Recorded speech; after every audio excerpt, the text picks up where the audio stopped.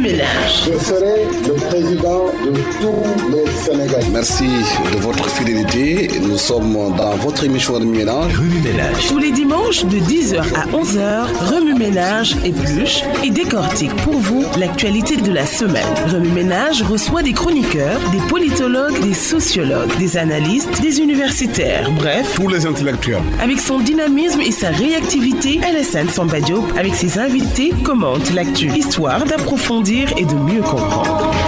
Remue-Ménage. La presse et les impôts en question. Pourquoi le système éducatif s'est-il installé dans une crise durable? La coalition Benno Bokk Yakaar, la bonne formule ou un capharnaüm? Pour analyser toutes ces questions, Remue-Ménage reçoit ce dimanche 16 juin Ogo Seck, professeur de droit, et Bouna Manel Fall, juriste et expert en droit de l'information. Ce sera avec Alassane Samba Diop ce dimanche 10h-11h sur la radio Futur Média. Dimanche 16 juin 2013, merci d'être à l'écoute de Remue-Ménage, qu'il soit donc M. Ogo Seck, professeur de droit, président de l'Association des juristes africains, Bouna Manel Fall, expert en droit de l'information. Merci monsieur d'avoir accepté notre invitation. Vous le savez, l'actualité de la semaine est dominée par la sortie de Sidi Lamine Niasse, président directeur général du groupe Walfadjri, en disant que l'État veut bloquer ses comptes et l'empêcher de travailler. Bouna Manel Seck, ça nous permet de poser de façon globale la presse et les impôts au Sénégal. Aujourd'hui, d'abord, quelle analyse faites-vous de cette sortie de Sidi Lamine Niasse et de façon globale de la presse et les impôts? Merci Alassane, merci de nous avoir invités. Bonjour monsieur le professeur. Alors, quel rapport entre la presse et les impôts? C'est d'abord des rapports très ambigus. Parce que déjà, pour rappel, en 2009, il y avait un séminaire qui s'est tenu à Saly. Et au cours de ce séminaire où on étudiait l'environnement économique de l'entreprise de la presse, des questions de fiscalité avaient été évoquées. Alors je cite, c'était Abdoulaye Bamba Diallo et Thierno Talla qui étaient commis à la tâche de faire un rapport sur cette situation économique de l'entreprise de presse. Concernant les impôts, ce que ces rapporteurs ont eu à dire, c'est que les marges élevées, le papier et l'impression ne sont pas les seules contraintes qui pèsent sur l'entreprise de presse. Alors, aucune n'est en règle vis-à-vis du fisc. L'impôt sur le revenu, VRS et BRS, est versé irrégulièrement. L'entreprise de presse ne faisant pas de bénéfices, l'impôt sur les bénéfices industriels et commerciaux n'est évidemment pas versé, ni même l'impôt minimum forfaitaire porté à 1 million de francs. Alors, les rapporteurs poursuivent et disent que la TVA collectée sur la pub est rarement payée.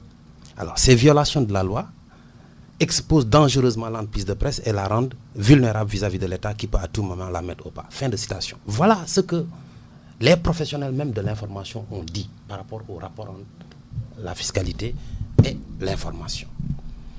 Alors, c'est dangereux qu'une entreprise de presse puisse être fermée parce qu'il faut savoir, quand on parle d'entreprise de presse, qu'on est sur le terrain d'une liberté publique. C'est la liberté de la presse, de l'information. Alors, il y a 3 notions qui sont extrêmement importantes. 1, c'est un service public. 2, il y a un droit à l'information des citoyens qu'il faut respecter. Et 3, c'est une liberté publique aussi. Donc un droit de l'homme qui est effectivement reconnu et garanti. Et en aucun cas, les immixtions d'un pouvoir exécutif ou administratif ne peuvent suspendre en fait cette liberté publique-là. Sinon, on serait dans le cadre d'une voie de fait. C'est comme quand on avait suspendu les programmes du groupe Sud, amenant tout le personnel au commissariat. C'était une voie de fait. Et si le gouvernement passe à l'acte, suspend les programmes d'une entreprise de communication parce qu'il y a des problèmes avec l'administration fiscale, c'est une voie de fait également. Mais aujourd'hui, est-ce que les entreprises n'ont pas un devoir aussi, en collectant des impôts, de payer les impôts pour lesquels les impôts qu'ils ont collectés? Toute entreprise doit contribuer. Toute personne doit contribuer justement parce que l'impôt c'est une contribution. Voilà. Au développement d'un pays. Mais ce qu'il faut savoir, c'est que l'information en tant que telle n'est pas une marchandise. Vous avez vu les dernières négociations entre les États-Unis et l'Union européenne pour une zone économique. Nicole Bricq a dit clairement que ce n'est pas possible, la ministre française du commerce de l'extérieur. L'audiovisuel ne fera pas partie des négociations du fait de l'exception culturelle. L'information n'est pas une marchandise, ou en tout cas c'est une marchandise tout à fait à part. Parce que l'information, c'est immatériel. Ensuite, c'est des idées. Ça participe de l'élévation du niveau général de connaissance des populations. Et l'État a le devoir de garantir cette mission d'intérêt général d'information des populations. Ogosek, si on est aussi une entreprise de presse, qu'on collecte des impôts sur les salaires, sur la TVA, est-ce que si on ne reverse pas ça aux impôts, comme toutes les entreprises de presse au Sénégal le font aujourd'hui, est-ce que ce n'est pas un détournement de deniers publics? Oui, merci Alassane de m'avoir invité. Alors, je dirais sur ce point-là que l'impôt obéit à deux principes juridiques. C'est le principe de la légalité et le principe de l'égalité. Donc, sur la question de la légalité, c'est-à-dire qu'on ne peut pas imposer à quelqu'un une somme qui n'est pas prévue par la loi. Donc, d'après ce que M. Fall vient de dire, donc, tout est clair, les dispositions sont claires, mais il se trouve que certaines entreprises de presse ne respectent pas finalement la loi. Donc, s'il y a des TVA qui ne sont pas reversés, s'il y a des impôts qui ne sont pas payés, là, il y a violation du principe de l'égalité. L'autre principe, c'est l'égalité. Donc, c'est-à-dire donc tous les citoyens sont égaux devant la loi. Donc, face à l'impôt, on ne peut pas traiter de façon inégale une entreprise par rapport à l'autre. Et donc, il se trouve que là, on ne peut pas dire qu'il y a violation du principe de l'égalité parce qu'apparemment, il y a plusieurs entreprises de presse qui ont reçu des notifications. Bon, certains disent qu'ils n'ont pas reçu, bon, reste à vérifier. Mais en tout cas, le traitement égal doit être assuré à ce niveau. Ça fait partie des principes importants qui doivent régir l'État. À ce propos, je pense que toutes les entreprises pratiquement ont reçu ça, les ATD, les aviatiques. Certains sont partis négocier des moratoires, d'autres peut-être n'ont pas voulu le faire. Voilà, certaines sont parties négocier, même les entreprises publiques n'ont pas été épargnées. Je veux parler de la RTS, etc. Mais ce qu'il faut savoir, le professeur a raison. Le principe de l'égalité, c'est-à-dire la base légale est extrêmement importante. La base légale, elle existe. L'administration fiscale a raison. On ne dit pas qu'elle n'a pas raison de poursuivre. Mais il y a des principes de gouvernement, en fait, qui risquent d'être obérés par la fermeture d'une entreprise de presse. On va suspendre l'exécution d'une mission de service public. Ça, c'est d'un. De deux, il y a un problème. Est-ce qu'il y a une fermeture? Non, il y a une menace de fermeture. Il y a un démenti du ministre du budget qui dit qu'il n'y a jamais été question de fermer. On a demandé aux gens de payer. Heureusement, donc tant mieux. Tant mieux. Si on peut trouver une solution, c'est tant mieux. Mais en tout cas, suspendre les programmes, ça c'est d'un autre âge. Mais pour en revenir à ce que je disais tout à l'heure, l'information en tant que telle doit être considérée d'une façon tout à fait particulière. On a un nouveau code général des impôts qui vient d'être mis en vigueur en 2013. Alors, j'étais pas là quand on travaillait sur cela. Mais ce que je peux dire, c'est que c'était une formidable occasion pour l'ensemble des acteurs de la presse d'aller au cours de ce travail-là, d'édification de ce nouveau code général des impôts, pour mettre en fait en cohérence la fiscalité directe et indirecte relative aux entreprises de presse. Peut-être que cela n'a pas été fait, c'est malheureux. Mais il faut revenir à cette orthodoxie, aller négocier, avoir une législation spécifique. Parce qu'en France, on a une législation spécifique. La législation spécifique pour la presse. Pour la presse, tout à fait. Vous avez en France une TVA à 2% pour les journaux. Ce n'est pas possible de vouloir taxer les entreprises de presse parce que l'information, encore une fois, c'est un bien économique particulier.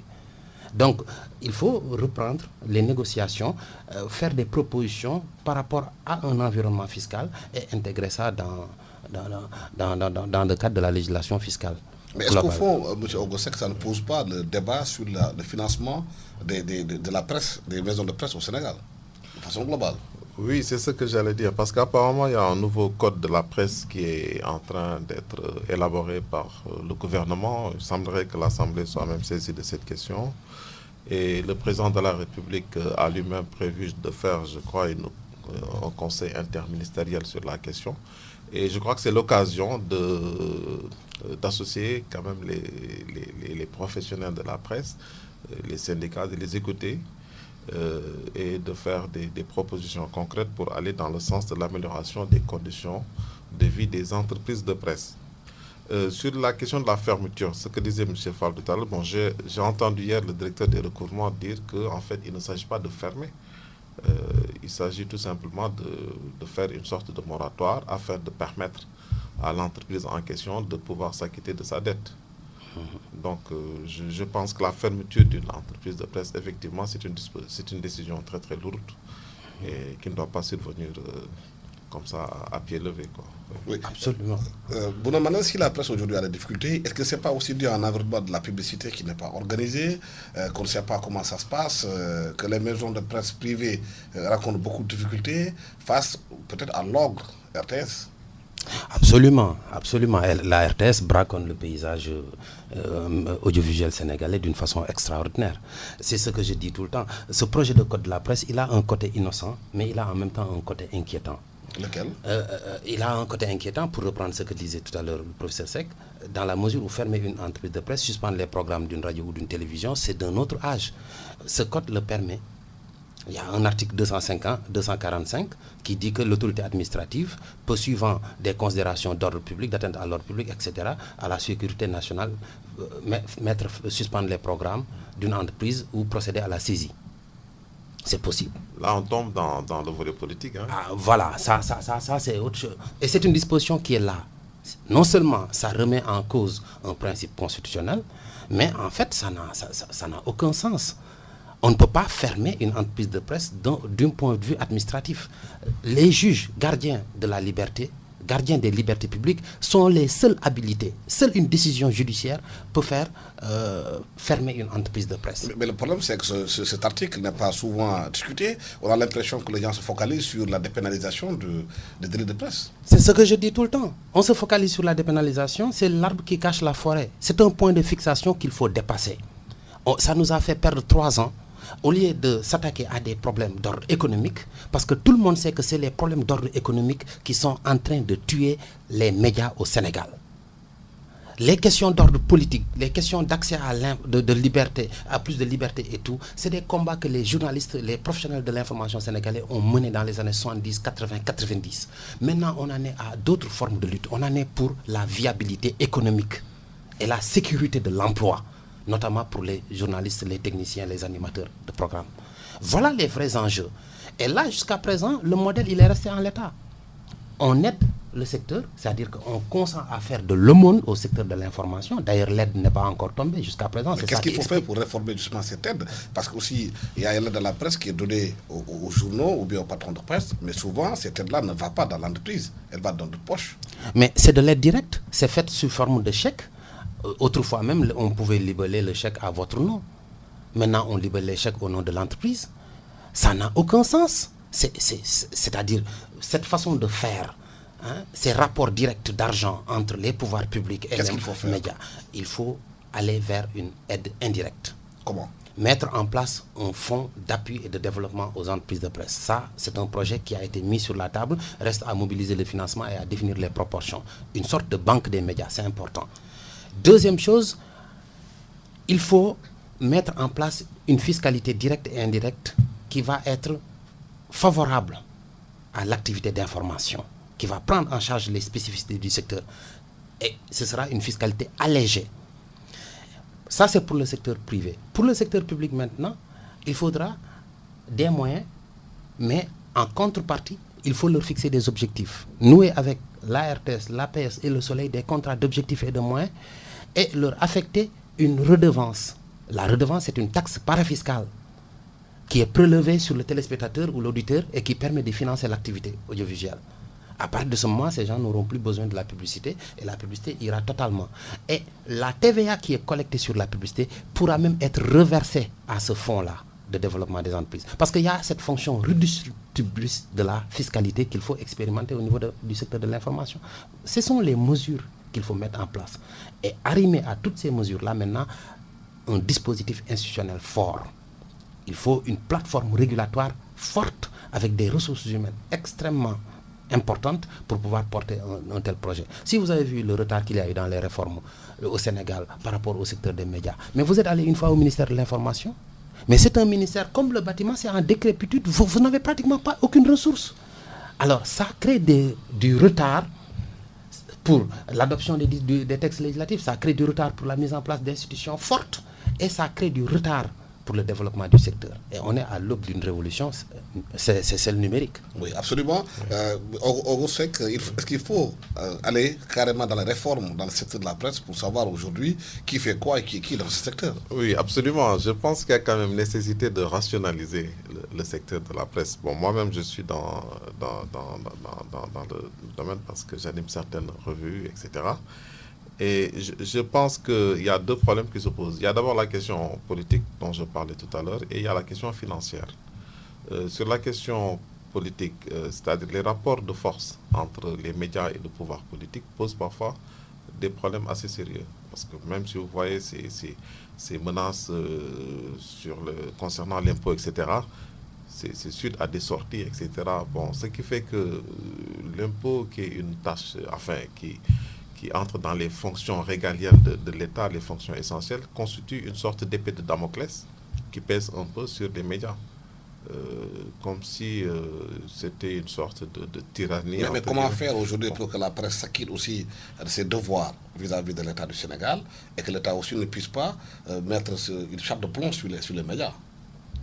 Bon, d'abord, il y a des problèmes parce que le fait qu'il y ait nécessité de réformer le secteur de la presse, ça veut dire qu'il y a des difficultés. D'abord, il y a des problèmes de formation. Je pense que tout le monde se dit journaliste. On voit des problèmes de toutes sortes à ce niveau.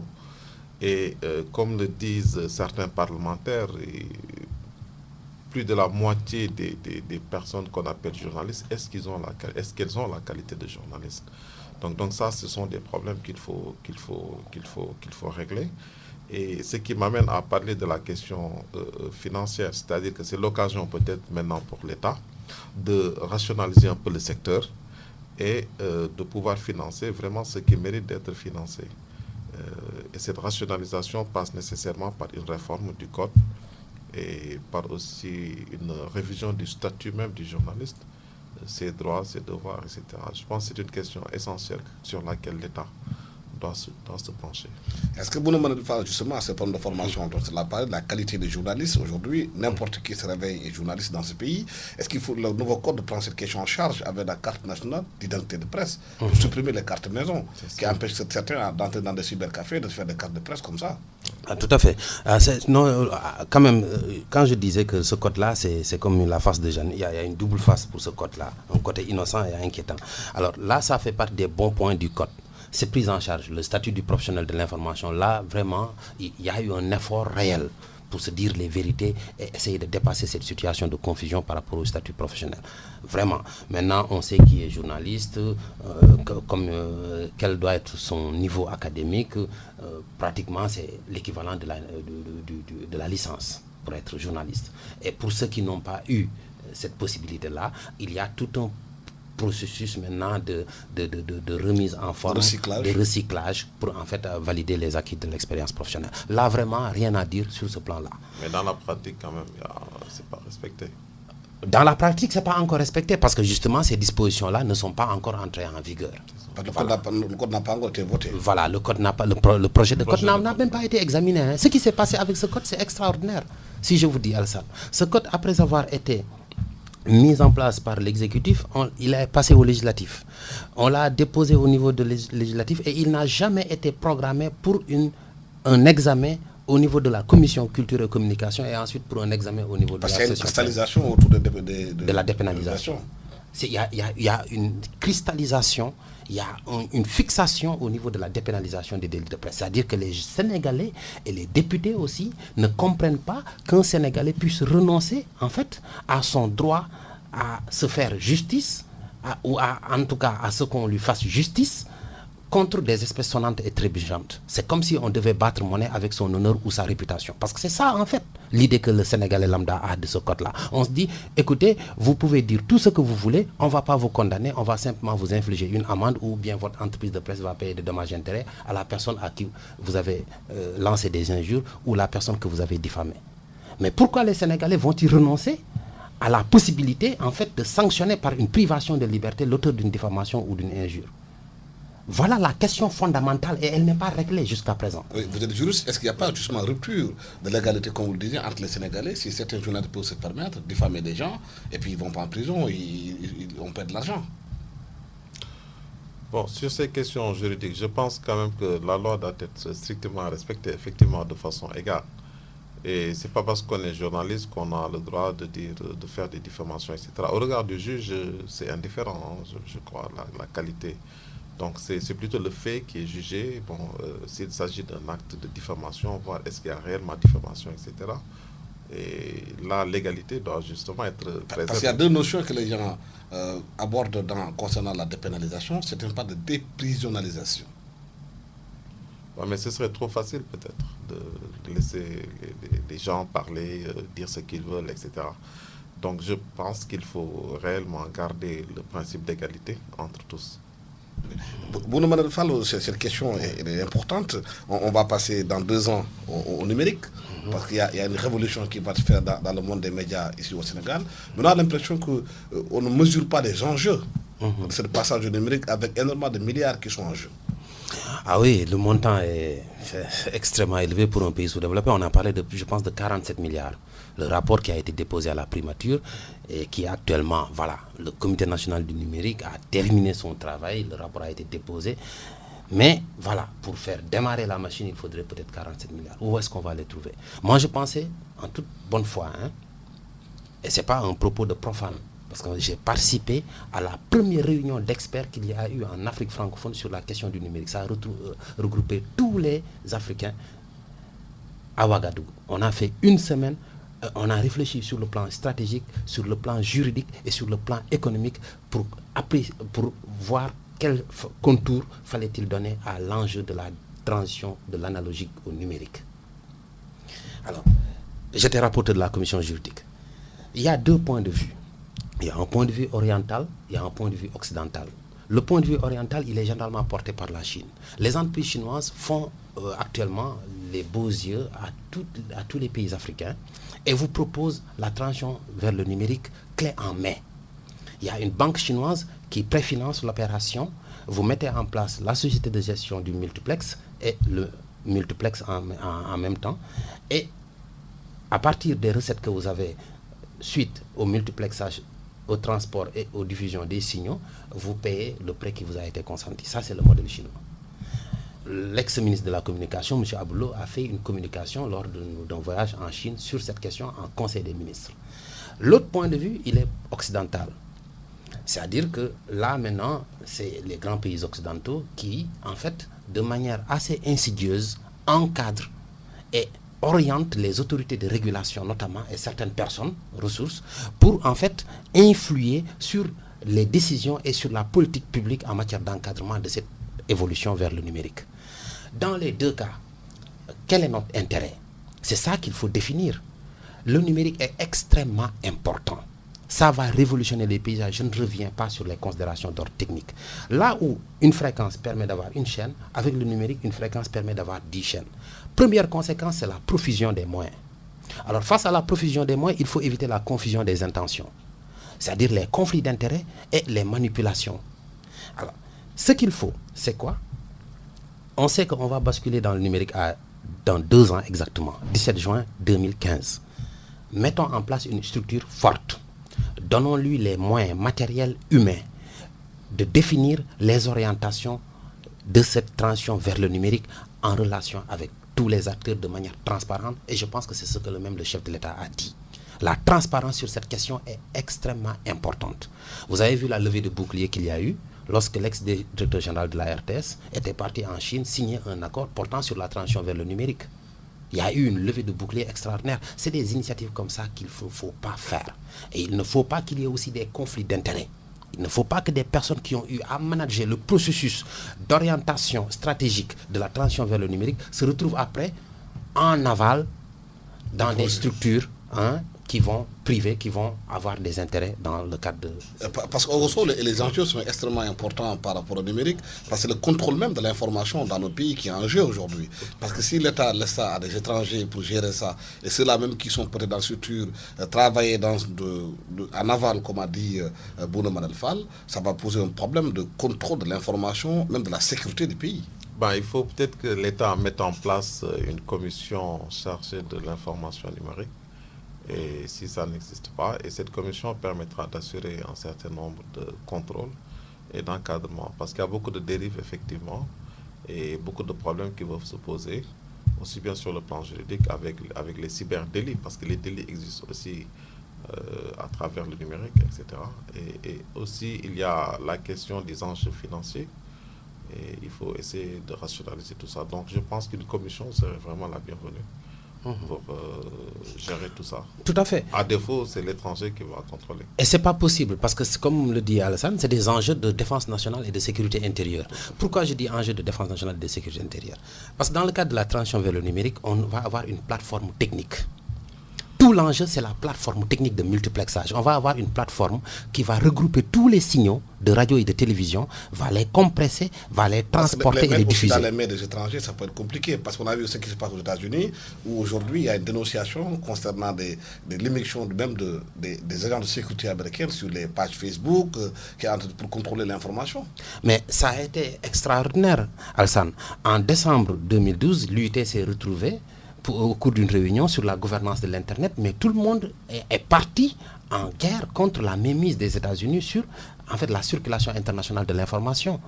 Tout le monde est en train de se dire que c'est une question de souveraineté qu'il faut préserver. On ne peut pas confier la plateforme de multiplexage à une société étrangère et se retrouver un beau jour avec un écran noir, comme ça se passe actuellement en Grèce avec la chaîne publique qui a été coupée. Mais est-ce que l'État est au fait de ces enjeux? L'État, en tout cas, le rapport est sur la table. Effectivement, le rapport a été assez exhaustif. Le rapport du Comité national du numérique a été assez exhaustif. Mais il faut quand même préciser les choses, parce que c'est une question de politique publique. Quand l'État comprend, mais que l'État n'a pas de politique publique, il y a des problèmes. Une politique publique, ça suppose 5 éléments. Il faut un contenu, il faut un programme, il faut une orientation normative, il faut des finalités et il faut un ressort social.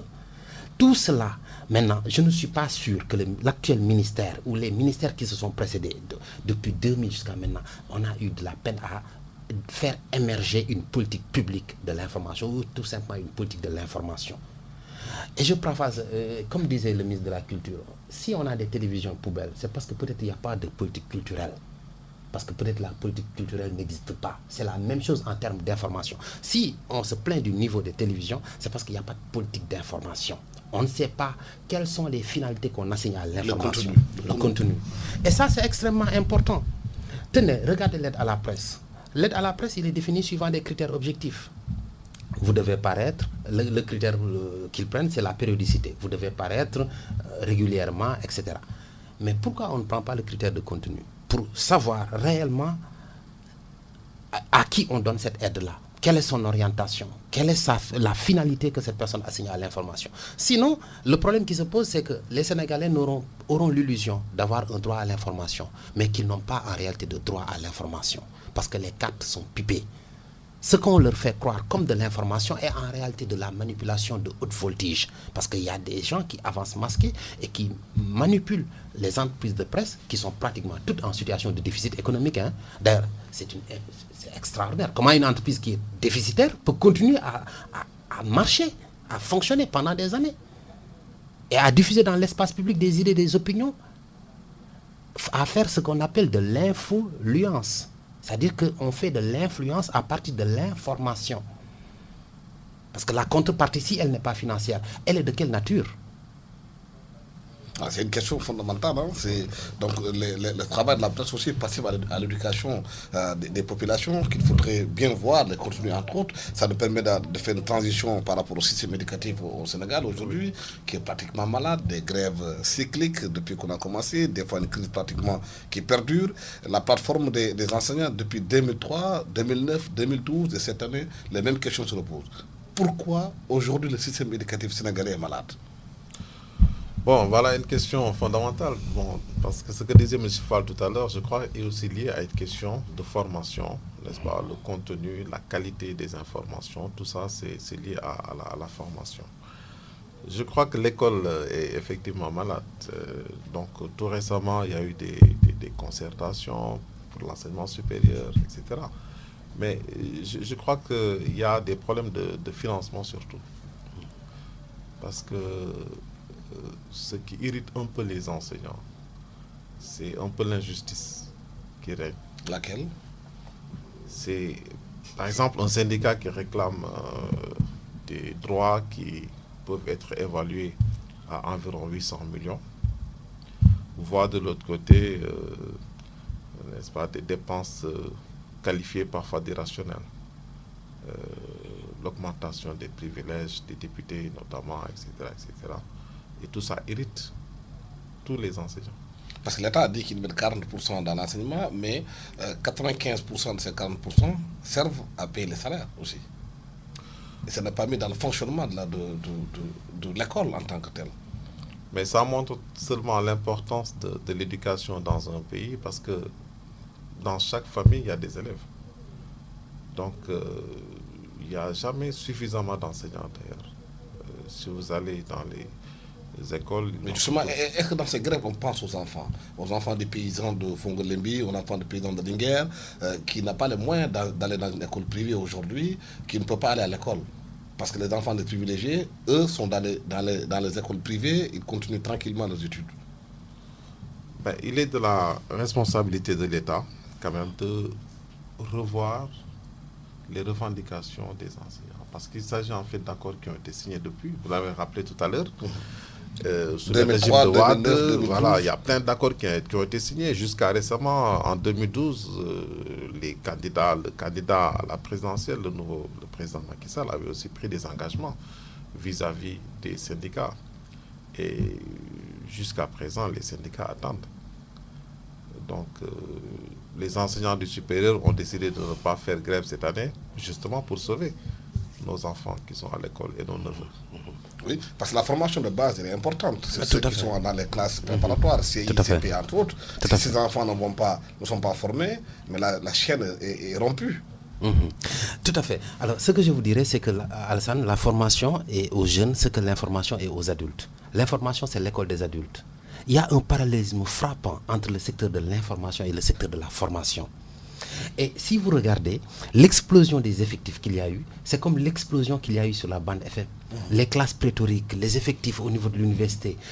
En première année, on se retrouve avec 12 000 étudiants. Nous, à l'époque, on était 3 000. Et déjà, c'était beaucoup. Dans les groupes TD, c'était compliqué. Bon, tout cela maintenant, il faut s'asseoir et en parler. Et l'initiative a été bonne de convoquer ces concertations. Ce que la presse n'a pas osé, parce que nous, on n'a pas encore fait nos concertations. Les assises de la voilà, presse. Il était question à un certain moment de faire les états généraux de la presse. Ça a été agité. Pourquoi on a laissé tomber cette initiative? Parce que quand le côté positif, Alassane, c'est quoi? C'est que quand on se rencontre, on se rend compte. Et c'est l'heure de se rendre compte dans ce paysage médiatique du Sénégal. Il faut qu'on se rende compte de l'état d'avancement, de l'information, de la formation, de l'importance de ce que cela représente. On dit que l'expert, c'est celui qui est le mieux formé et le mieux informé. Parce que c'est l'information qui permet de se former continuellement, la formation continue. Alors, il y a eu des côtés positifs sur la concertation, sur l'enseignement supérieur. Les contrats de performance, c'est un peu l'équivalent des contrats d'objectifs et de moyens dont je vous ai parlé tout à l'heure. Il faut aller plus loin. Parce que aussi, c'est des secteurs qui ont été laissés à l'abandon pendant trop longtemps. Moi, quand je regarde simplement le secteur de l'information, depuis les années 60 jusqu'à maintenant, mais il n'y a jamais eu qu'une doctrine politique autoritaire par rapport au secteur de l'information. C'est-à-dire, l'information, c'est quoi? C'est ce qui fait peur. Il faut la maîtriser, la brider, d'abord avec les moyens publics, ensuite avec les moyens privés, sur qui on fait peser des menaces économiques. Pour le secteur de la formation, c'est pratiquement la même chose. Et pourtant, toutes les deux reposent sur des libertés publiques. La liberté de l'enseignement, de même que la liberté de la presse, sont des libertés publiques. Alors, le statut de l'enseignement privé, on n'en parle pas souvent. Peut-être qu'il faudrait en parler. Parce que peut-être que l'État devrait de plus en plus s'associer, collaborer avec des personnes privées pour faire exécuter la mission générale consistant à former les esprits. Parce que peut-être que l'État ne peut plus. Et il faut avoir cette... Les Sénégalais ne rechignent pas à payer pour se former ou pour s'informer. Et c'est là, j'en reviens à l'information. Tous les ministres qui sont passés ici ont eu peur. Quand vous leur parlez de la redevance pour la RTS, pour enlever l'épine du pied de la RTS, les gens ont peur d'annoncer ça. On dit, on passe par la RUTEL. D'ailleurs, le produit de la RUTEL, il faudrait bien qu'on dise où est-ce que c'est passé, parce que depuis 2007, il y a eu une redevance de 2% sur les communications téléphoniques. On ne sait pas où c'est passé. Tout ce qu'on sait, c'est que c'était collecté par le ministère des Finances. Il faut l'auditer. Ah ben bien sûr. Où est l'argent? Où est l'argent? Alors, mais ce qu'il faut savoir, c'est que cette question-là de l'information, elle ne peut pas être passée sous silence comme ça. Il faut aller vers cette collaboration-là pour permettre à des acteurs privés de pouvoir supporter cette mission d'intérêt général. Qu'est-ce qu'il faut faire aujourd'hui, maintenant, du moment qu'on est dans une situation où on est pratiquement en fin d'année, on sait que les élèves et les étudiants sont inquiets par rapport à leur avenir. Bon, il faut bien une solution. Oui, M. Fall a parlé tout à l'heure de succès, tout ça. Est-ce qu'il faut ouvrir des négociations? Oui, parce qu'en fait, les concertations ne sont que des propositions. Mais il y a des enseignants, il y a aussi des élèves, des étudiants qui ne se sentent pas réellement concernés. Parce que ce qui pose problème dans l'enseignement supérieur, c'est par exemple les 150 000 que la concertation a proposé comme droit d'inscription. Vous avez vu la semaine dernière comment les étudiants de Saint-Louis ont barré la route, etc. avec des échanges. Mais l'éducation en cours aussi, hein? Oui, c'est-à-dire que quand on parle de concertation, je crois qu'il faut avoir une démarche inclusive et participative. Et aussi voir les véritables acteurs, ceux qui sont sur le terrain. Bon, moi, je n'ai rien contre la proposition de Souleymane Bachedian, mais je pense qu'il y a quand même des gens qui sont plus proches des réalités, qui peuvent donner des propositions beaucoup plus concrètes. Mais aussi ici, là, maintenant, par rapport à la grève qui perdure là, qu'est-ce qu'il faut faire? Je pense à côté des concertations, il faut de véritables états généraux, que ce soit pour l'enseignement primaire, secondaire, comme supérieur. Mais depuis des années, on hésite à faire des états généraux de l'éducation, non seulement sur la qualité de l'enseignement, mais aussi sur son financement, son mode de financement. Parce qu'on va vers une sorte de privatisation rampante de l'école sénégalaise. Aujourd'hui, tout père de famille a presque tous ses enfants qui vont à l'école privée. Moi qui vous parle, comme vous, certainement. Oui, parce que les grèves interminables inquiètent les pères de famille aussi. Voilà, c'est qu'un enfant qui va à l'école primaire chaque jour, on lui dit qu'on ne fait pas cours. Alors finalement, le père de famille se dit, mieux vaut l'amener quand même à l'école privée. Ça, c'est pour ceux qui ont des moyens. Ceux qui sont dans la bourse, qui n'ont pas de moyens, qui n'ont même pas d'école privée, ils font quoi? Voilà, c'est une sorte en fait d'américanisation un peu du système avec la LMD, etc. dans le supérieur. Je pense que dans le privé aussi, il y a des problèmes. Puisque de plus en plus, il y a une privatisation et de plus en plus, l'État se décharge de cette mission régalienne qui consiste à assurer l'éducation des citoyens. Et je pense qu'il faut revoir la politique de l'État au sommet en matière d'éducation et que le chef de l'État lui-même s'implique dans la définition et l'orientation des politiques. Parce que les ministères ne respectent pas toujours leurs engagements. Et on signe des accords, etc. Bon, après, on laisse ça en rade. Et finalement, ça pose d'énormes problèmes. Quand l'État lui-même ne respecte pas ses engagements, ça devient quand même... Il y a l'autre question fondamentale, c'est par rapport au contenu aujourd'hui. Beaucoup estiment que le contenu qui est donné à l'enseignement ici au Sénégal n'est plus adapté par rapport aux réalités sociales, la réalité économique, la réalité du monde. Ah, mais ça, c'est un réel problème. Et donc, pourtant, on a des enseignants d'une qualité extraordinaire. Mais parce que c'est le contenu du système qui n'est pas bon, qu'il faut revoir, l'adapter par rapport aux besoins du pays. C'est les mutations. Vous savez, chaque fois qu'il y a des mutations dans tous les secteurs, la prise en charge de ces mutations pose toujours problème. Quand on passe d'un système monolithique, où l'État est le seul acteur, à un système éclaté, où il y a l'intervention de personnes privées, lorsqu'on est dans le cadre d'un service public, c'est-à-dire d'une mission d'intérêt général, avec l'intervention de particuliers ou tout, il y a des problèmes pour prendre en charge tous ces intérêts. Alors, mais il y a des fondamentaux. Parce que gouverner, c'est poser des dispositions de principe. C'est ce qu'André de Lobader dit. Administrer, c'est pourvoir la marche quotidienne des services. C'est ça la différence fondamentale. Alors, la position de principe, c'est quoi? De quoi est-ce qu'on a besoin? Quelles sont les finalités qu'on assigne à la formation et à l'information? Pour reprendre ces deux secteurs jumeaux. L'État peut se dire, en tant qu'acteur public, cette mission d'intérêt général d'information ou de formation, je la prends à son niveau primaire. C'est-à-dire, je fais une offre basique, une offre de base. Je peux prendre en charge, par exemple, l'enseignement primaire jusqu'à un certain niveau du secondaire. Ou bien, je prends en charge le diffuseur public qui doit en fait rayonner sur l'ensemble du territoire national pour permettre la continuité d'écoute.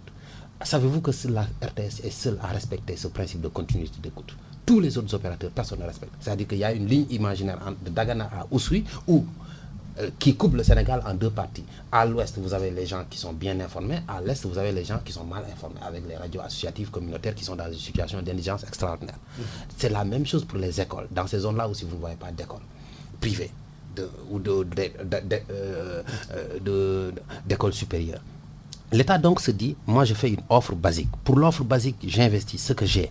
Je prends en charge jusqu'à 15 ans l'enseignement ou bien l'information du diffuseur public. Maintenant, pour le reste, s'il y a des gens qui ont d'autres préférences, ces gens peuvent maintenant participer à l'exécution de cette mission de service public en payant de leur poche, participer à la rémunération de ce service-là.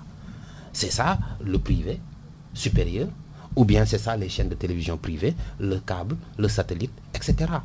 Mais il y a une offre basique que l'État doit gérer en fonction maintenant des finalités, mettre en place une orientation normative et des projets, c'est ça, bref, définir une politique publique. On sait qu'on parle beaucoup de pays émergents, quand on regarde bien des pays comme Singapour, la Malaisie, ces pays ont quand même réglé beaucoup de questions parce que leur système d'enseignement est adapté par rapport à la réalité du pays. Aujourd'hui, ils sont dans des taux de croissance extraordinaires parce que justement l'enseignement cadre avec les besoins du pays. Et au Sénégal, on forme beaucoup de littéraires. Oui, c'est ça. C'est-à-dire, en fait, il faut voir que l'école sénégalaise est une école qui est extravertie. Et il ne faut pas oublier que l'université de Dakar, par exemple, a été créée... Parce qu'on peut être formé à l'université, on sort, on ne sait pas quoi faire parce qu'on n'a pas des outils pour exercer dans une entreprise, par exemple. Exactement. C'est avant les indépendances que l'université de Dakar a été créée, par exemple. Et donc, le contenu était un contenu... lié un peu à la France, etc. Donc il y a nécessité au système colonial. Donc il y a nécessité déjà de réadapter les programmes de l'enseignement supérieur. On a besoin de former nos mécaniciens, nos paysans, etc. On n'a pas besoin de littéraires, comme vous le dites. Même au niveau primaire aussi, il y a un problème de contenu parce qu'on a parlé des talibés tout récemment. Moi, je disais qu'il y a eu quand même l'école arabe. Par exemple, on a besoin, nous, de franco-arabe. On a besoin de mettre nos enfants à l'école primaire pour qu'ils apprennent le français et aussi l'arabe. Mais pourquoi ne pas ouvrir des sections arabes à l'intérieur de l'école primaire pour résoudre ces questions des talibés? Là, si on écoute les parents, je pense que les avis seront favorables pour aller dans ce sens. Donc il y a ça, il y a aussi la question de la professionnalisation qui pose problème. Il faudrait vraiment qu'il y ait au-delà des concertations, de véritables assises, et qu'on ne fasse pas cela dans l'empressement. Dans la précipitation, comme on dit. Et qu'on ne prenne pas aussi le regard de l'étranger pour régler nos problèmes. Parce qu'on n'a jamais vu effectivement un pays se développer à partir d'une expertise étrangère, avec un regard étranger. Donc c'est à nous-mêmes de faire des propositions pour améliorer parce que vous dites est très important. Les pays qui sont développés sont basés d'abord sur leur propre langue pour développer leur pays. Parce qu'ici, nous travaillons avec la langue coloniale. La preuve, on parle français ici, alors qu'on aurait pu peut-être une langue nationale essayer de développer notre éducation. Voilà, Cheikh Anta a proposé de développer le Wolof, d'enseigner les mathématiques, etc. Tout ça, l'alphabétisation en Wolof a été abandonnée, par exemple. Et même on parle d'information, ce serait bien d'ailleurs de traduire les journaux dans des langues nationales, etc. Mais on ne voit plus le ministère de l'alphabétisation et des langues nationales. Je pense que tout ça, ce sont des problèmes sur lesquels l'État doit quand même réfléchir. Mais c'est la question de la langue, hein, si je peux rebondir juste. Parce que la langue, en fait, c'est un outil psychologique qui permet d'abolir la distance sociale. Si le français peut nous permettre de nous intégrer dans le vaste monde, de même que l'anglais, tant mieux. Mais ce qu'il ne faudrait pas, c'est abolir nos langues maternelles.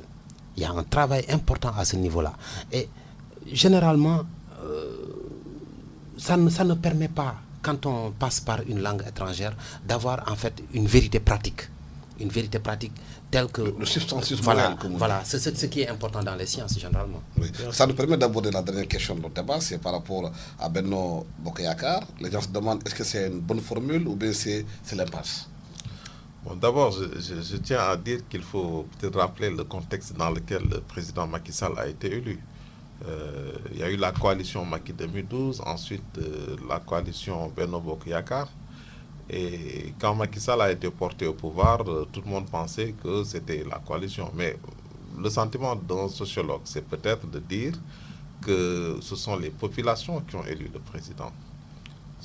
Au-delà des chefs de parti, j'ai toujours dit et répété que quelle que fût la situation, le président Wade aurait été battu.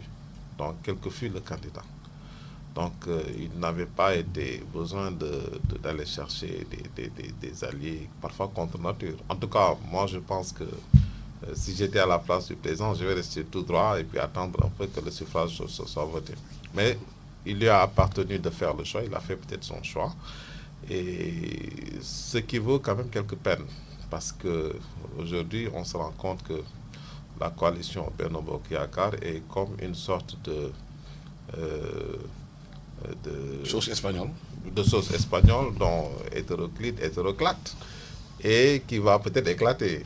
Et moi, je ne fais pas de prévision, mais je sens quand même que rien qu'à penser aux prochaines locales, je pense que des enjeux vont se poser dans les grandes capitales, comme Dakar, Saint-Louis, etc., et que ça risque de poser problème, puisque les coalisés ne voudront pas être derrière, en bas de liste, et donc chaque parti voudra être tête de liste. Et je pense que la décision des responsables de la paix, c'est surtout de garder les têtes de liste, et donc ce qui va poser certainement quelques difficultés. Comment on peut analyser cette coalition Benno Bokk Yakaar où chaque jour c'est des polémiques, des politiques politiciennes, des positionnements? On se demande enfin quand est-ce qu'on va s'occuper des Sénégalais? Par rapport à ça, hein, Alassane, je vais rejoindre le point de vue du professeur Seck. Vous savez, le problème des attelages hétéroclites, c'est toujours au niveau des virages. C'est quand il faut prendre les virages que les attelages hétéroclites éprouvent les problèmes les plus sérieux du monde. Et là, on est en perspective d'un virage important, c'est les locales 2014. Alors chacun se positionne comme il peut. Et là, de ce point de vue, je veux dire, cette compétition politique qu'il y a ne va pas faire forcément le bonheur des Sénégalais. Parce que dans cette lutte pour des positionnements politiques, etc., les grandes batailles de développement, les politiques publiques sont laissées en rade. Moi, je prends notre secteur, celui de l'information et de la communication. La personne qui est actuellement au poste n'est pas du même camp que le président de la République. Alors, si on dit que le président a une orientation politique donnée et que c'est le ministre qui met en œuvre, etc., il peut y avoir des discordances à ce niveau. Et on n'a pas vu, depuis qu'il est venu, d'actes majeurs de rupture posée par rapport à la gestion du secteur de l'information au Sénégal. C'est une sorte d'attentisme parce que justement, on ne sait pas sur quel pied danser. Les fragilités, en fait, de la majorité politique impactent sur, en fait, l'engagement en termes de définition de politique publique. Et ça, c'est aux grandes dames des populations parce que le temps n'attend pas. Est-ce que justement les partis politiques ne font pas fausse route dans ce débat en oubliant que 95% des Sénégalais ne sont pas dans les partis politiques? C'est des gens qui sont chez eux, qui ont voté peut-être pour une coalition ou bien pour quelqu'un, mais on ne s'occupe pas d'eux. Ben oui, parce que en fait, le premier virage c'était aux législatives. Maintenant, le deuxième virage va être les locales. Bon, le premier virage a été relativement réussi, mais avec quelques regrets d'ailleurs de la part du parti au pouvoir, parce qu'ils se sont rendus compte que finalement ils n'ont pas la majorité à l'Assemblée. Et ce qui est extrêmement dangereux. Mais est-ce que justement le fait que le parti au pouvoir n'a pas la majorité à l'Assemblée nationale peut être un frein à changer les choses? Une sorte de blocage. C'est même une source de crise. Et la question du mandat qui secoue l'actualité, qui a secoué l'actualité, c'est tout ça. En fait, ce sont des signaux parce que si l'Assemblée est dans une position confortable, le président peut être quand même menacé politiquement. Et la question de la fragilisation même du mandat du président, c'est pour que l'autorité exécutive puisse quand même avoir une sorte de mainmise et qu'elle garde, disons, qu'elle reste maître du jeu et des enjeux politiques. Mais est-ce que la coalition Benno Bokk Yakaar n'est pas en train de payer sa sorte de coalition entre guillemets qui n'est pas programmatique? C'était juste rassemblons-nous pour faire partie de Wade. Ah mais écoutez, dans la bataille pour la présidence, l'accès à la présidence de la République, les dernières élections, moi il y a une chose qui m'a frappé, c'est l'absence des programmes. Les programmes n'étaient pas étoffés. Je prends le secteur que je connais le plus et le mieux, c'est le secteur de l'information. Il n'y a pas eu dans les programmes politiques des partis aucune offre. Mais parce que les idéologies ne sont pas les mêmes. Voilà, exactement. Et puis les programmes politiques ne sont pas les mêmes. Donc, ils sont tombés d'accord pour faire partir le président, mais ils ne sont pas tombés d'accord pour gouverner. Tout à fait. La façon de gouverner. Donc, Et c'est quoi la solution maintenant? La solution, c'est qu'il faut que ces partis soient quand même dissous dans une grande coalition qui va faire office de parti. Ou alors ceux qui ne veulent pas rester dans la coalition n'ont qu'à faire comme Idrissa Seck qu'il fait, peut-être sortir et faire une sorte d'opposition. Et il faut peut-être aller vers une sorte de rationalisation des partis parce que 100 et quelques partis, c'est trop pour une petite démocratie. Et moi, j'ai toujours proposé à ce qu'il y ait deux pôles, les démocrates et les républicains. Est-ce qu'il peut y avoir de pôles dans un pays où chacun pense qu'il est né pour être chef? Ah mais écoutez, le Sénégal c'est le pays des petites chapelles, hein. Je ne pense pas qu'on va pouvoir regrouper. Ce travail de fusion, ça va être très difficile. De faire se retrouver les gens autour d'idéaux. Bon, maintenant, le temps des citoyens... autour de personnes, justement. Voilà, exactement. Maintenant, le temps des citoyens est venu, quoi qu'on puisse dire. C'est-à-dire que de plus en plus, les citoyens aiment participer à l'exécution du pouvoir, aiment contrôler. Le contrôle citoyen. Voilà, le contrôle citoyen. Je pense que c'est à ces niveaux-là que les politiques doivent faire très attention. Merci infiniment à mes invités. Bouna Manel Fall, expert en droit de l'information.